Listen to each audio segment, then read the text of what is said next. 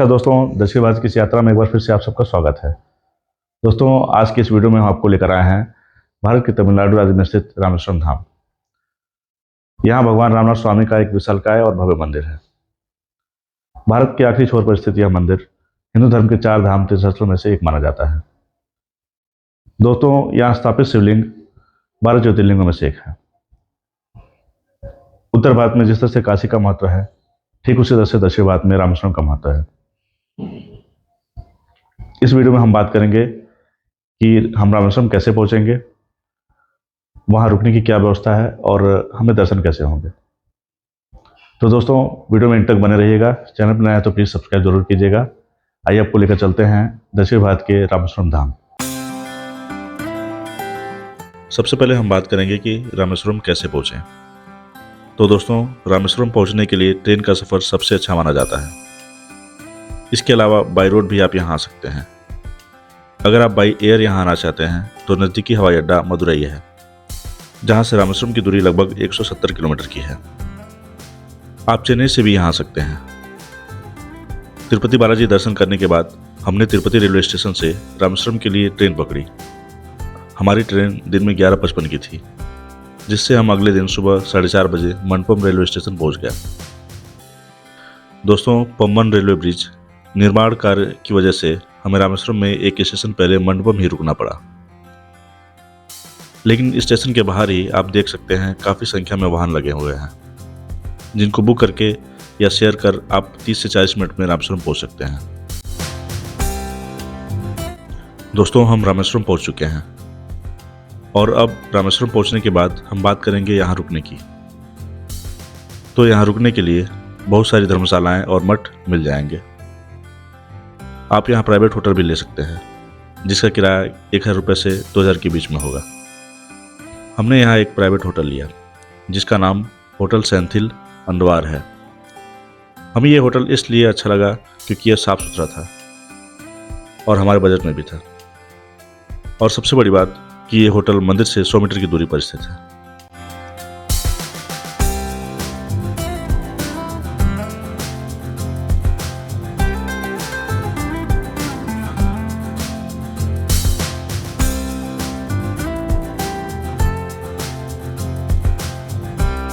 Hotel में अपना सामान रखने के बाद हम निकल चुके हैं रामनाथ स्वामी मंदिर में भगवान के दर्शन करने के लिए।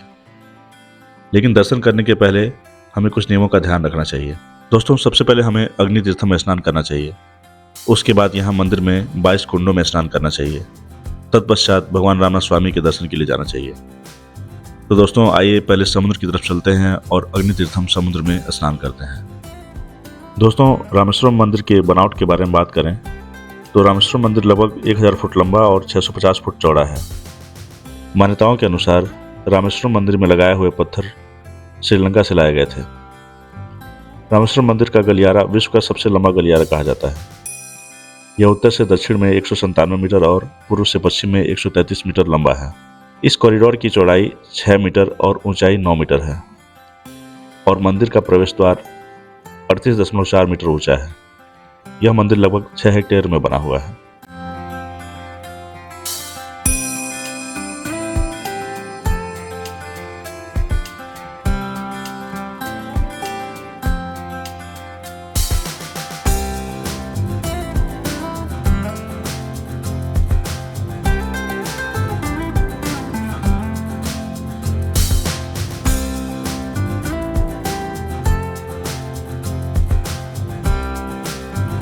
दोस्तों, जैसे कि आप देख सकते हैं, हम समुद्र के किनारे आ चुके हैं।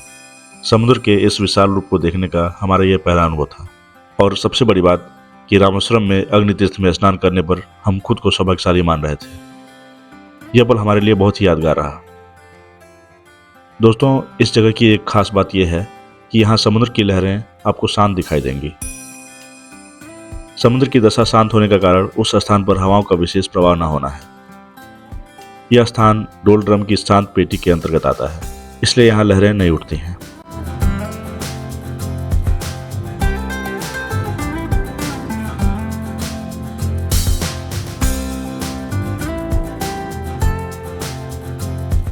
दोस्तों, अग्नि तीर्थ में स्नान करने के बाद अब हमें मंदिर के अंदर 22 कुंडों में स्नान करना चाहिए। भक्त यहाँ समुद्र में स्नान कर भीगे कपड़े में ही पैदल मंदिर में 22 कुओं का स्नान करते हैं। शिवलिंग के दर्शन करने से पहले 22 तीर्थों के जल में स्नान करना यहाँ का नियम है। दोस्तों, वैसे तो मंदिर में 24 कुंड हैं, लेकिन 22 कुंडों में ही पानी है, पर स्नान हमें 21 कुंडों में ही कराया जाता है, क्योंकि 22वें कुंड में सभी कुंडों का पानी होता है। ये 22 कुंड भगवान श्री राम के तस्कर में स्थित 22 तीरों को दर्शाते हैं। माना जाता है कि इन कुओं का निर्माण भगवान श्री राम ने अपने अमोघ बाणों से किया था। उन्होंने इस कुओं में 22 तीर्थों का जल छोड़ा था, इसलिए हमें यहाँ स्नान करने के बाद ही शिवलिंग के दर्शन करने चाहिए।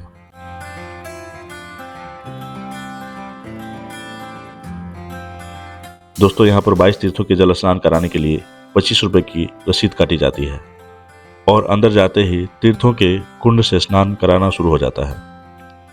वहाँ मंदिर के कर्मचारी बाल्टी से पानी खींचकर लोगों पर डालते हैं। दोस्तों, इस कुंड की एक बहुत बड़ी विशेषता ये भी है कि समुद्र के खारे पानी के किनारे कुंडों में मीठा जल मिलता है। अब ये आश्चर्य की बात ही है। वैज्ञानिकों के अनुसार कुंडों के पानी से स्नान करने से शरीर के कई रोगों से छुटकारा मिलता है। सभी तीर्थों के कुंडों में स्नान करने के बाद कपड़े बदले जाते हैं, उसके बाद से शिवलिंग के दर्शन किए जाते हैं। तो दोस्तों, 22 कुंडों में स्नान करने के बाद हम सभी भीगे कपड़ों में ही अपने होटल पहुंच गए, जहां हमें कपड़े बदलकर भगवान के दर्शन के लिए जाना था। हमने ऐसा इसलिए किया क्योंकि हमारा होटल पास में ही था। अगर आप चाहें तो मंदिर के अंदर ही कपड़ा बदलने की व्यवस्था है, आप वहां भी कपड़ा चेंज कर सकते हैं। दोस्तों, रामेश्वरम मंदिर में आपको समय का भी ध्यान देना होगा। रामेश्वरम मंदिर सुबह 4:30 पर खुलता है और दोपहर में 1 बजे बंद हो जाता है। इसके बाद पुनः दोपहर 3 बजे खुलता है और रात के 9 बजे बंद होता है। इसलिए स्नान करने के बाद आप इन बातों का विशेष ध्यान रखें। तो दोस्तों, आइए मंदिर के अंदर चलते हैं और भगवान के दिव्य रूप के दर्शन करते हैं। दोस्तों, मंदिर के अंदर वीडियोग्राफी अलाउ नहीं है, इसलिए हम आपको सारी फुटेज नहीं दिखा सकते हैं। भगवान के दर्शन के लिए आपको स्वयं यहाँ आना होगा।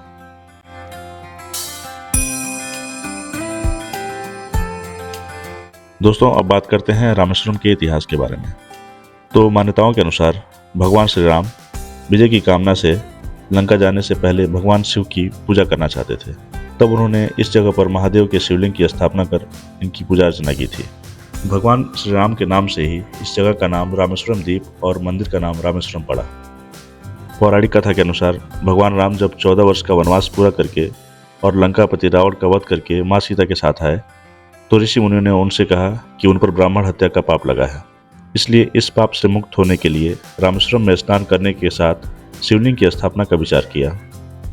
ऐसे में उन्होंने भगवान हनुमान को कैलाश से शिवलिंग लाने के लिए भेजा, लेकिन हनुमान जी काफ़ी देर तक वापस नहीं लौटे।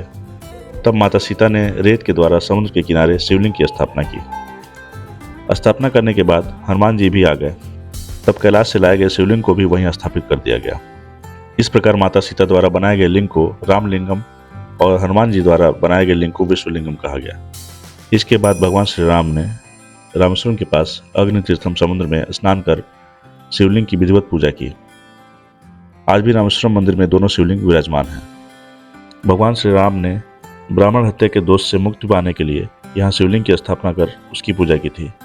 इसलिए माना जाता है कि इस ज्योतिर्लिंग की विधि विधान से पूजा करने से ब्रह्म हत्या जैसे पापों से भी मुक्ति मिलती है।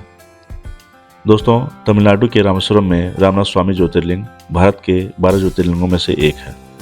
दक्षिण भारत में 12 में से सिर्फ 2 ज्योतिर्लिंग हैं, एक श्री सेलम और दूसरा रामनाथ स्वामी ज्योतिर्लिंग। रामेश्वरम मंदिर ज्योतिर्लिंग होने के साथ साथ द्रविड़ शैली और अपनी शिल्पकला के कारण विश्व प्रसिद्ध है। दोस्तों, इस जगह पर आप भगवान शिव के मणि दर्शन भी कर सकते हैं। यहाँ की मान्यता के अनुसार सागर में स्नान कर ज्योतिर्लिंग पर गंगा जल चढ़ाने का बहुत महत्व है। सुबह 4 बजे से 6 बजे के बीच में मणि दर्शन कराया जाता है। मणि दर्शन में स्फटिक के शिवलिंग के दर्शन कराए जाते हैं, जो एक दिव्य ज्योति के रूप में दिखाई देती है। रामेश्वरम मंदिर की एक खास बात यह भी है कि इस मंदिर में पहले हनुमान जी द्वारा स्थापित शिवलिंग की पूजा होती है, उसके बाद भगवान राम और सीता द्वारा स्थापित शिवलिंग की पूजा की जाती है। यह परंपरा आज भी वहाँ चली आ रही है। दोस्तों, इसी के साथ रामेश्वरम मंदिर का हमारा यह सफ़र यहीं समाप्त होता है। वीडियो इन्फॉर्मेटिव लगे तो प्लीज़ लाइक, शेयर और सब्सक्राइब करना ना भूलें।